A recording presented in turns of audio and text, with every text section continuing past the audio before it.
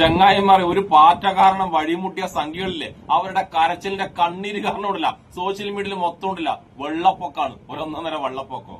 എങ്ങോട്ട് തിരിഞ്ഞാലുണ്ടല്ല സംഘികളും സംഘിനികളും വന്നിട്ട് എന്താ പറഞ്ഞറിയാ നമുക്കുണ്ടല്ല ഈ CJP ഈ കോക്രോച്ച് ജനതാ പാർട്ടിനുണ്ടല്ല പേടിയില്ല പേടിയില്ല പേടിയില്ല എന്ന് അത് പറയുമ്പോഴല്ല അവരുടെ കണ്ണുകളിലും അവരുടെ വാക്കുകളിലും കൃത്യമായിട്ട് കാണാൻ പറ്റും അവർക്ക് എത്രമാത്രം ഈ CJP എത്രമാത്രം പേടിയാണെന്ന്. പക്ഷെ എന്നാലും സോഷ്യൽ മീഡിയയിൽ എന്തിന് ഇങ്ങനെ തള്ളും? ഞാൻ നേരത്തെ പറഞ്ഞ പോലെ പേടിയില്ല പേടിയില്ല പേടിയില്ല.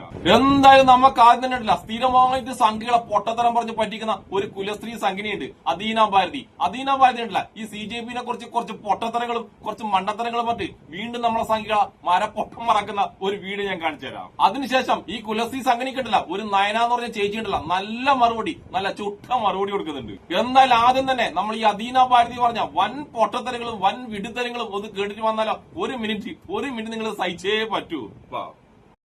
ധ്രുവറാത്തി എന്ന നാടകത്തിന് ശേഷം ഇന്ത്യ മുന്നണി അടുത്തതായി അവതരിപ്പിക്കുന്ന കോക്രോച്ച് ജനതാ പാർട്ടി. ഈ ഒരു ഇലക്ഷന് ശേഷം ഇന്ത്യ മുന്നണി അട്ടപടല പൊട്ടി പാളിസായി. നമ്മൾ ഹിസ്റ്ററി പഠിക്കുന്ന സമയത്ത് നമുക്കൊരു കാര്യം മനസ്സിലാവും, ഒരു രാജ്യത്തെ നശിപ്പിക്കണമെങ്കിൽ ആ രാജ്യത്തെ യൂത്തിനെ മാനിപ്പുലേറ്റ് ചെയ്താൽ മതി. US നേപ്പാളിലെയും അതുപോലെ തന്നെ ബംഗ്ലാദേശിലെയൊക്കെ യൂത്തിനെ മാനിപ്പുലേറ്റ് ചെയ്ത് ആ രാജ്യത്തെ നശിപ്പിക്കാൻ ശ്രമിച്ചതിന് ശേഷം നെക്സ്റ്റ് ടാർഗറ്റ് ഇപ്പോൾ അവരുടേത് ഇന്ത്യ ആണോ എന്ന് ചില സമയത്ത് നമുക്ക് തോന്നിപ്പോകും. ഇവിടുത്തെ പല ദേശവിരുദ്ധ ശക്തികളും കഴിഞ്ഞ കുറെ നാളുകളായിട്ട് ഇന്ത്യ മുന്നണിക്ക് നല്ല രീതിയിൽ ഫണ്ട് ചെയ്യുന്നുണ്ടായിരുന്നു, ഇന്ത്യയെ നശിപ്പിക്കാനും ഇന്ത്യയിലെ യൂത്തിനെ മാനിപ്പുലേറ്റ് ചെയ്യാനും. ഈ കോക്രോച്ച് ജനതാ പാർട്ടി വളരെ ന്യൂട്രൽ ആണെന്നും യൂത്തിന് വേണ്ടിയിട്ടുള്ളതാണെന്നാണ് അവരെ അവകാശപ്പെടുന്നത്. ചീഫ് ജസ്റ്റിസിന്റെ ഒരു സ്റ്റേറ്റ്മെന്റിനെ തുടർന്നാണ് ഇങ്ങനെ ഒരു പാർട്ടി രൂപീകരിക്കപ്പെടേണ്ടി വന്നതെന്ന് പറയുന്നു. പക്ഷെ അങ്ങനെ ഒരു ചീഫ് ജസ്റ്റിസ് അൺഎംപ്ലോയിഡ് ആയിട്ടുള്ള യൂത്തിനെ കളിയാക്കുന്ന സമയത്ത് അവർക്കെതിരെ തീർക്കുന്ന പ്രതിരോധത്തിന് എന്തിനാണ് BJPയെ കളിയാക്കുന്നത്, അല്ലെങ്കിൽ ഭാരതീയ ജനതാ പാർട്ടിയുടെ പകുതി പേരെടുത്തിട്ട് ഇങ്ങനെ ചെയ്യുന്നത്? 2013 അതായത് കോൺഗ്രസ് ഭരിക്കുന്ന കാലഘട്ടത്തിൽ ഇന്ത്യയുടെ അൺഎംപ്ലോയ്മെന്റ് റേറ്റ് എന്ന് പറയുന്നത് 5.42 ആണ്. 2025 അതായത് NDA ഭരിക്കുന്ന കാലത്തിൽ ഇന്ത്യയുടെ അൺഎംപ്ലോയ്മെന്റ് റേറ്റ് എന്ന് പറയുന്നത് 3.1 ആണ്. ഇനി ഈ പ്രൊപ്പഗണ്ടയുടെ നായകൻ അഭിജിത്ത്, അയാൾ ഒരു ആം ആദ്മി പാർട്ടിക്കാരനാണ്. വളരെ ന്യൂട്രൽ എന്ന് അവകാശപ്പെടുന്ന ഇദ്ദേഹം ചൂലു പാർട്ടിയുടെ പ്രധാന വക്താവായിരുന്നു. ഇനി അവരുടെ അക്കൗണ്ട് നോക്കൂ, ഇറ്റ്സ് US ബേസ്ഡ്. ഇനി ഇന്ത്യയിലെ ജെൻസിയാണ് ഈ ഒരു പാർട്ടിയെ സപ്പോർട്ട് ചെയ്യുന്നതെന്ന് വരുത്തി തീർക്കാൻ ശ്രമിക്കുന്നവർക്കുള്ളതാണ് ഈ ഗ്രാഫ്. ഇതിൽ നിന്ന് കൃത്യമായിട്ട് വ്യക്തമാണ് ഈ പ്രൊപ്പഗണ്ട ആർക്ക് വേണ്ടിയിട്ടാണ്, ആരാണ് ഇതിനെ സപ്പോർട്ട് ചെയ്യുന്നത്. നമ്മുടെ രാജ്യത്തെ യൂത്തിനെ മാനിപ്പുലേറ്റ് ചെയ്യാൻ വേണ്ടിയിട്ട് വിദേശ ശക്തികൾ നടത്തുന്ന പ്രൊപ്പഗണ്ടാസിന് നമ്മൾ ടൂൾസ് ആവാതിരിക്കുക.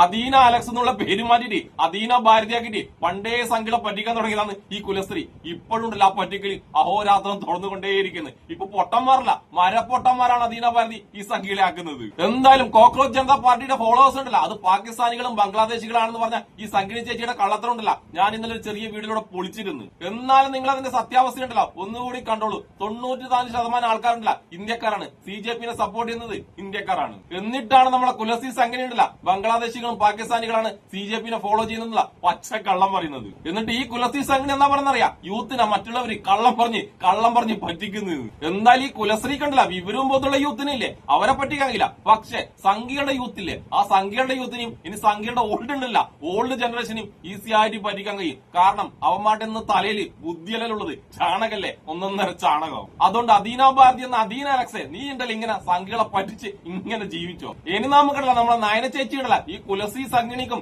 സംഘികൾക്ക് മൊത്തം കൊടുക്കുന്ന അടിപൊളി മറുപടി എന്ന് കേട്ടിട്ട് വന്നാലോ.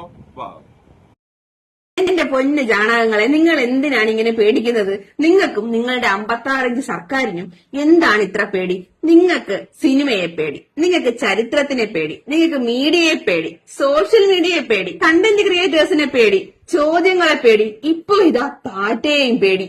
നിങ്ങൾക്കെതിരെ പറയുന്നവരെയൊക്കെ സുഡാപ്പിയാക്കി, പാകിസ്ഥാനിയാക്കി, രാജ്യദ്രോഹിയാക്കി എത്ര കാലം ഇങ്ങനെ പിടിച്ചു നിൽക്കുമെന്നാണ് നിങ്ങൾ വിചാരിക്കുന്നത്? പറ്റി കോക്രോച്ച് ജനതാ പാർട്ടി എന്ന ഒരു സോഷ്യൽ മീഡിയ ക്യാമ്പയിനെ നിങ്ങൾക്ക് അത്രയ്ക്കും കണ്ടങ്ങ് പേടിയാണോ? അവർ പറയുന്ന ഈ 5 പോയിന്റുകളിൽ എന്താണ് തെറ്റ്?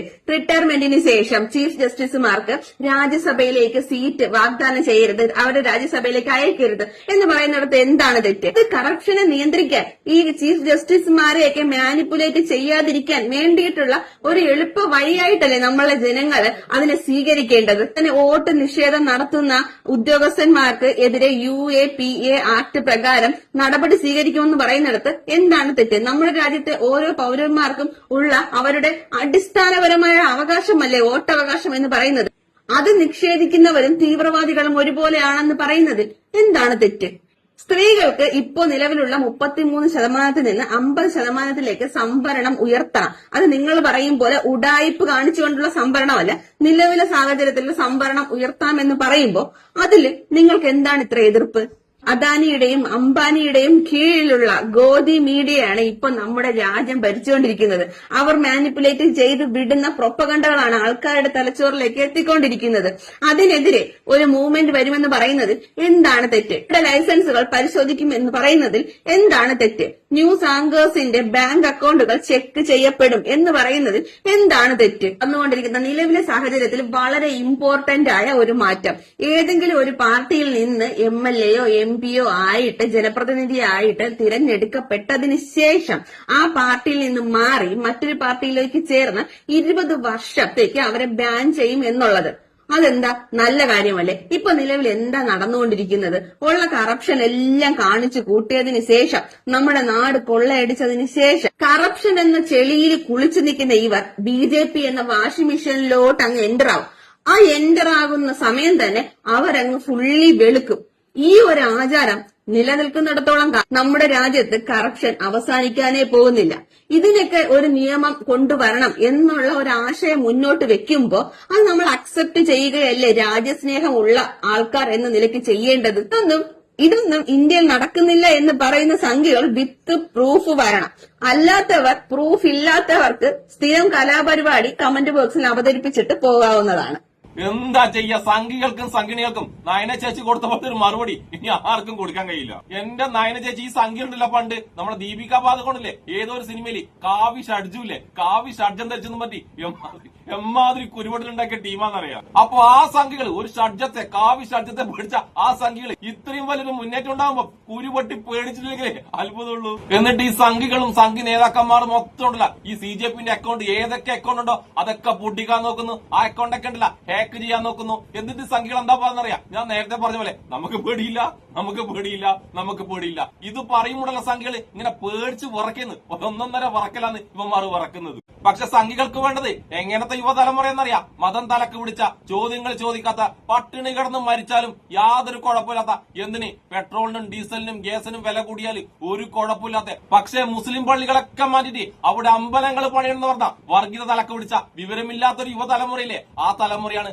സംഘികൾക്ക് വേണ്ടതും അവരുണ്ടല്ല ഈ ഇന്ത്യയിൽ ഉണ്ടാക്കാൻ നോക്കുന്നതും. പക്ഷെ CJP പോലുള്ള കോക്രോച്ച് ജനതാ പാർട്ടി പോലുള്ള ഒരു കൂട്ടായ്മ നമ്മൾ ഇന്ത്യയിൽ വരുമ്പോഴല്ല അവരുണ്ടല്ല സംഘികളോട് ചോദ്യങ്ങൾ ചോദിക്കും. ജോലി എവിടെയാണെന്ന് ചോദിക്കും. പള്ളിക്കൂടങ്ങൾ, സ്കൂളുകൾ എവിടെയാണെന്ന് സംഘികളോട് നേരെ നിന്ന് ചോദ്യം ചോദിക്കും. അതാണ് നമ്മുടെ സംഖ്യക്ക് ഈ CJPന് ഇത്രമാത്രം പേടി.